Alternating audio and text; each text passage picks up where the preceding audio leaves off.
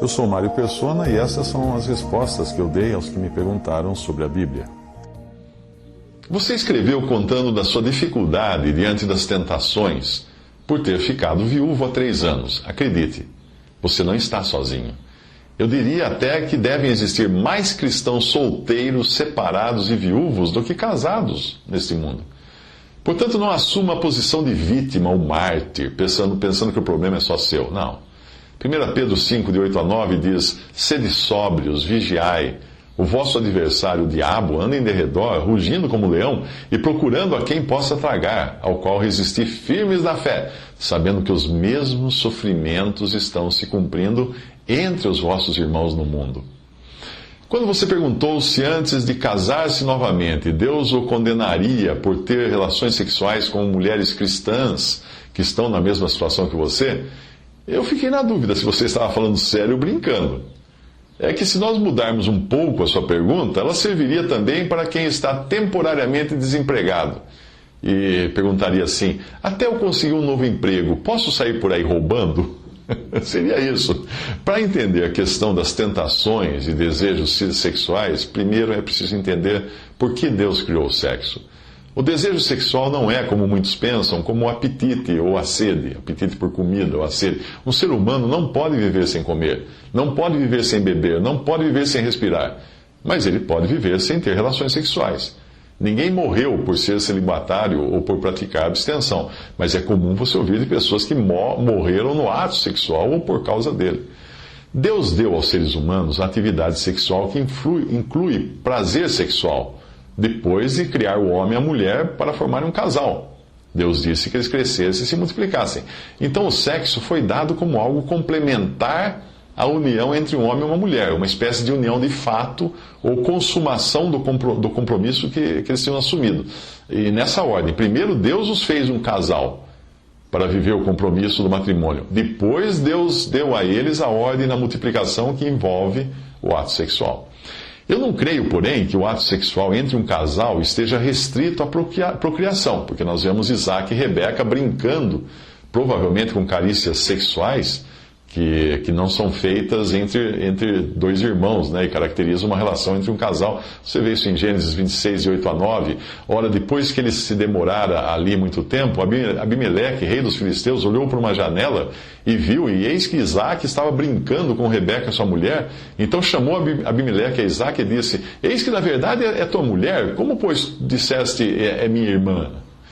Ele descobriu por causa do tipo de brincadeira que eles estavam fazendo ali.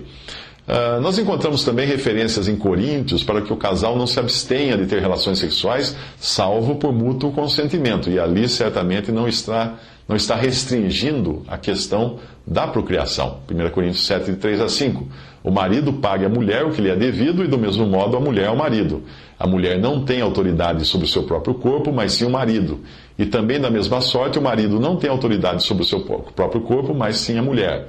Não vos negueis um ao outro, senão de comum acordo, por algum tempo, a fim de vos aplicardes à oração e depois vos ajuntardes outra vez, para que Satanás não vos tente pela vossa incontinência. Repare que nesta segunda passagem trata-se de uma relação de dar, não de receber. O marido deve dar à mulher o que deve ser dela, e vice-versa. Aqui significa que se o marido tiver desejo de sexo, a mulher deve satisfazê-lo. E se a mulher tiver desejo de sexo, o marido deve satisfazê-la. Equivale dizer que cada cônjuge não pratica a relação para satisfação própria, mas para a satisfação do outro. Interessante, né?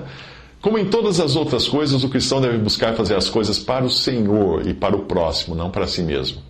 Essa é uma das razões pelas quais a masturbação não é uma prática saudável para o cristão, pois ela acaba sendo egocêntrica. Trata-se de buscar prazer para si mesmo e não raro termina em frustração pelo fato de se sentir solitário. Toda a imaginação e fantasia de uma segunda pessoa desaparece assim que acaba o prazer físico. Quando nós conhecemos o Novo Testamento, nós entendemos que a união de um casal no matrimônio é figura de algo ainda mais elevado, que é a união entre Cristo e sua noiva, a igreja. A cada ato sexual, o casal está confirmando ser uma só carne, Daí a exortação em 1 Coríntios para o cristão não se unir sexualmente com uma prostituta, pois isso caracteriza que ele esteja sendo uma só carne, porém sem um compromisso no matrimônio e nem sequer a amizade que deve existir entre duas pessoas que se desnudam, revelando assim não estarem escondendo coisa alguma uma da outra. 1 Coríntios 6, de 15 a 20, não sabeis vós que os vossos corpos são membros de Cristo? Tomarei, pois, os membros de Cristo e os farei membros de uma meretriz? De modo nenhum. Ou não sabeis que o que se une à meretriz faz-se um corpo com ela? Porque, como foi dito, os dois serão uma só carne. Mas o que se une ao Senhor é um só espírito com ele. Fugir da prostituição. Qualquer outro pecado que o homem comete é fora do corpo. Mas o que se prostitui peca contra o seu próprio corpo. Ou não sabeis que o vosso corpo é santuário do Espírito Santo que habita em vós, o qual possuís da parte de Deus, e que não sois de vós mesmos? Porque fostes comprados por preço, glorificai, pois, a Deus no vosso corpo. Agora pense no relacionamento entre Cristo e a sua igreja, ou particularmente entre ele e cada cristão. Você imaginaria alguém se converter a Cristo sem um compromisso, mas apenas para receber algumas vantagens? Algo do tipo, eu quero que o Senhor me salve, me abençoe, me faça sentir bem, ser feliz, etc. Mas eu não quero nenhum compromisso, não quero nenhum comprometimento. Quando um homem chega a uma mulher, ou uma mulher a um homem, em busca de sexo fora do casamento, é como se ele estivesse dizendo, eu quero me desnudar na sua presença, ter todo o prazer e benefícios do ato sexual, mas eu não quero nenhum compromisso. Imagine o Senhor dando a você o que você pede e depois dizendo para você, muito bem, você precisava de um emprego, eu lhe dei um, agora não me procure mais, que nós não temos nada em comum. A união entre um homem e uma mulher é uma figura da relação entre Cristo e a sua igreja. Essa relação é de união mesmo. Tanto é que somos chamados de corpo, do qual ele é a cabeça. Agora, Cristo é meu e eu sou dele. Esta expressão é usada pela noiva de Cantares em relação ao seu noivo. Ali uma figura de Israel e do Messias, que é Jesus. Em Cantares 2,16. O meu amado é meu e eu sou dele. Mas como lidar com a condição de viúvo ou solteiro?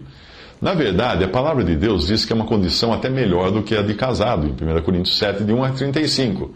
Ora, quanto às coisas de que me escrevestes, bom seria que o homem não tocasse em mulher, mas por causa da prostituição, tenha cada homem a sua própria mulher e cada mulher seu próprio marido. Acho, pois, que é bom por causa da instante necessidade que a pessoa fique como está. Estás ligado à mulher, não procures separação.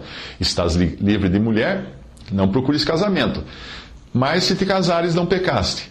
E se a virgem se casar, não pecou. Todavia estes padecerão tribulação na carne. Eu quisera poupar-vos. Isto, porém, vos digo, irmãos, que o tempo se abrevia.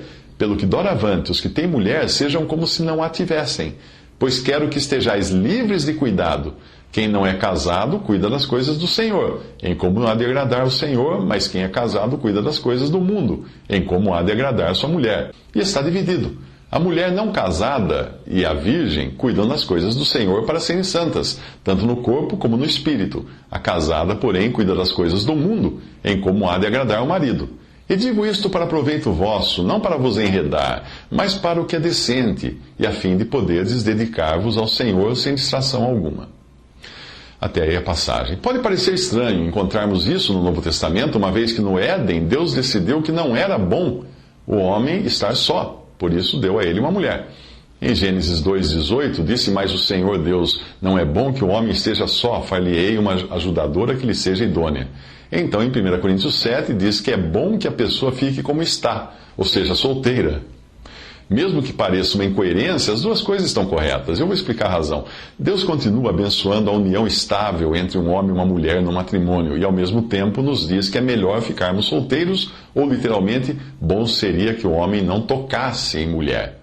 A razão disso é que é o que depois que Deus instituiu o matrimônio, o pecado entrou na criação e arruinou tudo. A partir de então, até as coisas que Deus estabeleceu como boas, como o matrimônio, estão sujeitas ao fracasso e a trazer dores e sofrimentos. Quem já passou por isso sabe. Deus ordenou que eles se multiplicassem, Adão e Eva se multiplicassem, porém depois da queda, as dores de parto entrariam em cena para estragar a alegria da mulher e às vezes até levá-la à morte. Deus ordenou que Adão lavrasse o jardim, mas depois da queda a terra passou a dar espinhos e pragas, e hoje é com o suor que o homem ganha o pão. Portanto, não se iluda. O matrimônio traz muitas alegrias, sim, mas pode também trazer muitas tristezas. E é disto que o apóstolo está falando em 1 Coríntios. O próprio Senhor aconselha o celibato ao tratar do divórcio. Esse fracasso no matrimônio que é o divórcio. A escala Holmes-Rahe para avaliação de estresse coloca o divórcio como a segunda maior causa de estresse, só perdendo para o primeiro fator da lista, que é a morte do cônjuge. Em terceiro vem ser preso e em quarto a morte de uma pessoa da família. É por essa razão que o divórcio, que é um efeito colateral dos danos causados pelo pecado na instituição do matrimônio, foi comentado pelo Senhor Jesus, seguido de um conselho para que o homem permanecesse solteiro.